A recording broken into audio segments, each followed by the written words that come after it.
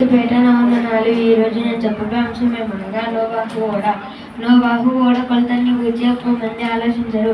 భూమిపై దేవుడు సృష్టించిన జీవరాశులలో ఆడ మగ చొప్పున అన్నిటిని అందులో ఉంచడానికి తగిన స్థలం ఉందా అన్న అనుమానం కొందరికైనా కలుగుతుంది. అందుకే ఓడ విస్తీర్ణం గురించిన వివరాలు తెలుసుకుందాం. దాని కొలతలు మూరల్లో ఉంది. ఆంగ్లంలోని క్యూబిట్ అనే పదాన్ని మూరెడు అని అనువదించారు. ఒక క్యూబిట్ 25 అంగుళాలు చొప్పున.